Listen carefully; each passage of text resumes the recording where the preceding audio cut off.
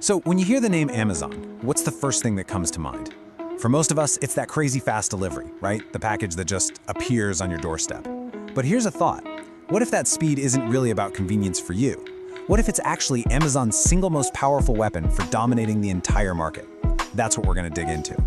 And boom, right there, that single idea, it changes the whole game. It completely reframes how we should be thinking about this company. We're not just talking about getting your stuff a little quicker. No, we're talking about a core business strategy that is all about one thing: control. So here's the bottom line. For Amazon, speed isn't just some nice little perk they offer. It is the absolute foundation of the entire building. It's what dictates their costs, it's what gives them power over all their competitors, and frankly, it's what ensures their very survival in a business where profit margins are razor thin. Let's break down exactly how.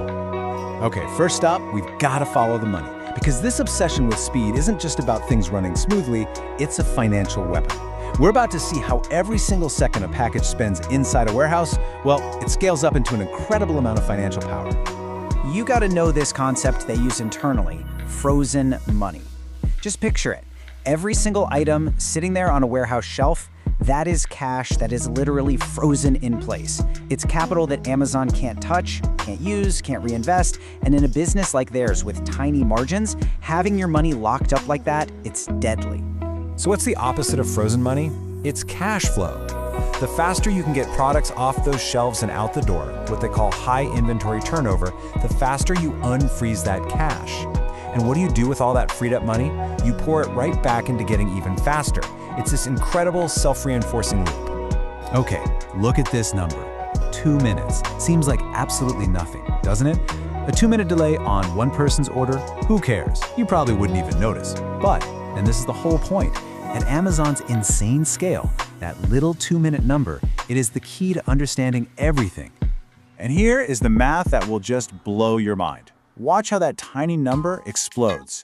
You take that 2-minute delay, you multiply it by 1 million orders a day, just in one warehouse, and suddenly you've wasted over 33,000 hours of labor in a single day.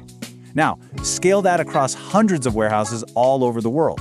We're talking millions upon millions of dollars just disappearing, poof, every day. So you see, the real enemy here isn't the clock on the wall. They are not fighting a battle against seconds. They are fighting a war against compounded minutes. That is the real, terrifying math of their operation. Every tiny little inefficiency, every single wasted step gets magnified into a gigantic, incredibly expensive problem. And this way of thinking leads to a completely different philosophy than most companies have. See, most businesses, they focus on output volume. How many boxes can we ship today? But Amazon, they are obsessed with something else entirely: flow efficiency. It's not about how much you move, but about how smoothly and continuously everything moves with zero interruptions. So what does flow actually look like? Well, you can think of it like a perfectly engineered river. It's a system designed to never, ever stop.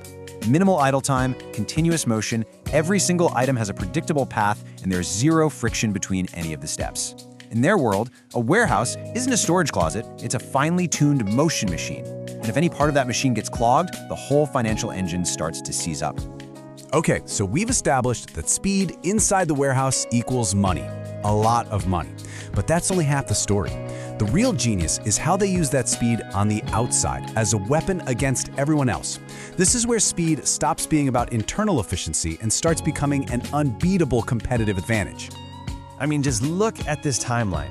Think back. In the early 2000s, waiting 5 to 7 days for a package was completely normal. Then Prime shows up in 2005, and suddenly 2-day delivery is the new standard. And now, we're talking next day or even same-day delivery. See what they did? They didn't just meet our expectations, they actively trained us, the customers, to expect more and more. And that is the psychological trap, isn't it? It's brilliant. Once your brain gets used to that next-day delivery, waiting 3 days for a package from another website doesn't just feel slow, it feels broken. It feels wrong. It literally rewires your expectations so that anything slower than Amazon feels like a fundamentally flawed service.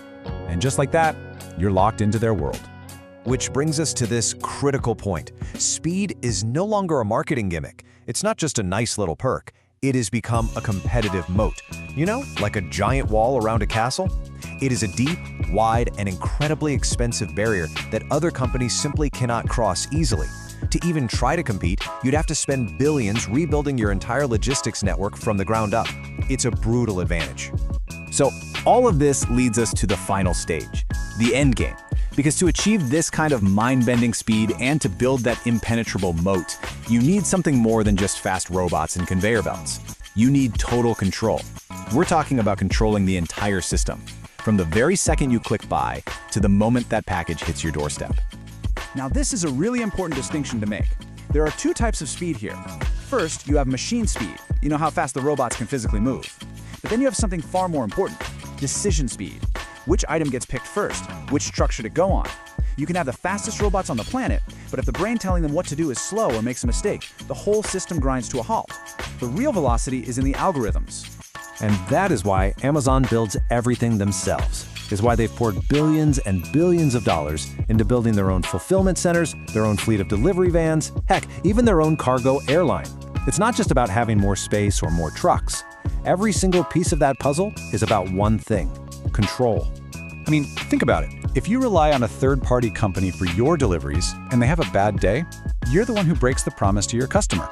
By owning the plane, the warehouse, and the final delivery van, Amazon takes luck and outside factors out of the equation as much as possible. They control their own destiny, which allows them to guarantee the very expectations they created. Now, of course, this relentless, all-consuming pursuit of speed doesn't come for free. There are real costs here. It creates immense physical and mental strain on workers, it demands a constant, almost frantic level of optimization, and it means that one tiny error can ripple through the entire system and create a massive problem. It is a very, very high-wire act. But when you step back and look at the whole picture, you realize this is the biggest takeaway of all. For modern e-commerce, speed isn't a strategy anymore. It is infrastructure. It is as fundamental to the way we live now as the electricity that powers your home or the internet connection you use to place the order. It has become the new utility. And that leaves us with one pretty massive question to think about. If speed really is the new, essential infrastructure, then whoever controls that speed effectively controls the future of commerce. So the question is, who is that? And what does that mean for everyone else?